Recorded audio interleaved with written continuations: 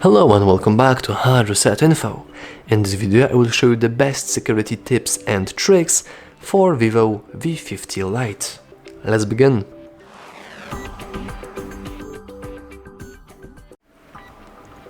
So we can access our security tips and settings via settings, of course. So let's go back to the main settings page and let's find our security and privacy options.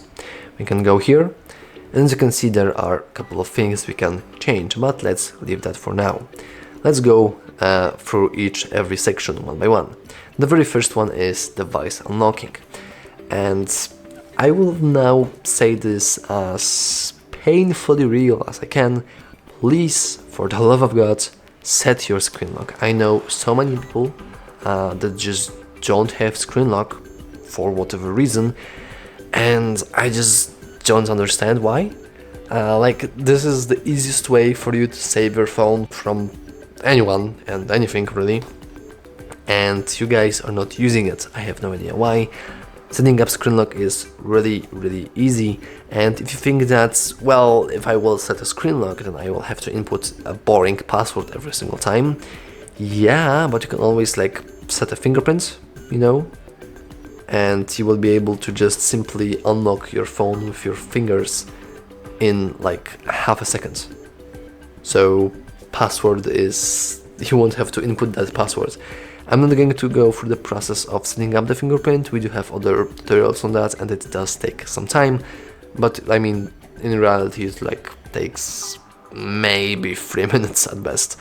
And the same thing can be said about face unlock, which will do the same thing, but except using your finger you will use your face, and you won't really use it. You will just point the phone at your face, which you will normally do when using the phone, and will unlock it automatically.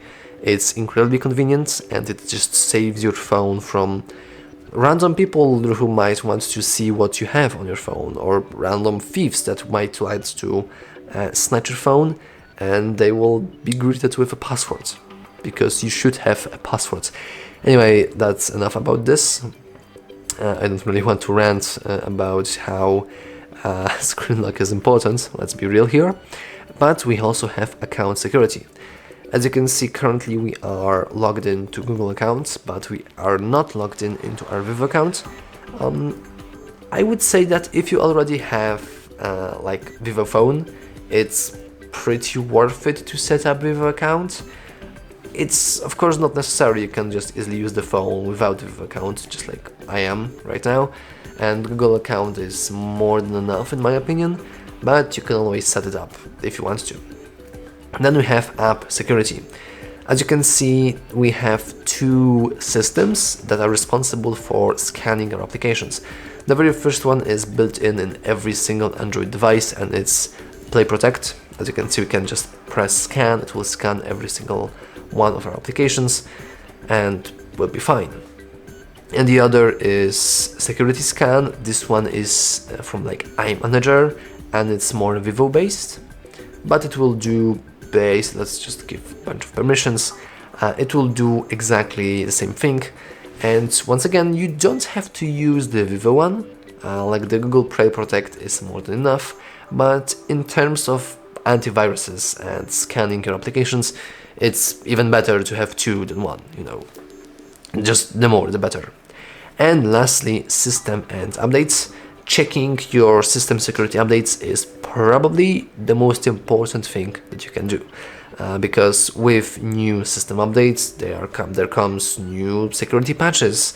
Your phone is just more secure, even more it will be faster, since they also have not only security patches but also software patches and hardware patches and all of that, so your phone needs to be up to date.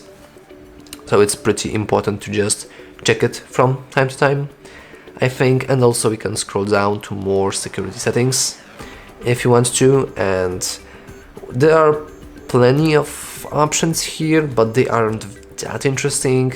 We have unlock to power off. Technically it's pretty cool. We also have extend unlock. This is really interesting, and it's a nice It's a nice argument for discussion of the lock screen that I was talking about before. So if you really don't want to input your password every single time, you can always just add a trusted place, for example your house, so your phone will always be unlocked while you are inside your house. It's pretty cool. Personally, I'm not using it because I'm just using the fingerprint unlock instead. However, if you have any problems with fingerprint or face unlock, trusted places is the way to go. And lastly, we also have device admin apps, and I would advise you to activate Find Hub, though once again, just like the Vivo account and the Vivo Scan, you don't have to do that, since Google Find My Device already does all of this, and there's no need to activate this one technically, but I do think that just like with the antivirus scan, the more the better. But yeah, I do think that's all for this video. As you can see, there aren't that many security tips and settings. Of course, I could talk to you about like, hey, do you know that you can go to Permission Manager and you can see which applications have which permissions? Amazing. I just don't find it that interesting. Okay, app hiding is pretty cool. You basically set up a call like another privacy password that is different from your screen lock, and you can hide your applications within your phone. Pretty cool thing, but once again we do have other tutorials on that, and yeah. So if you found this video helpful, consider liking and subscribing, and if you have other security tips and tricks, make sure to share them down in the comments below. Anyway, that's all from me. Thanks for watching.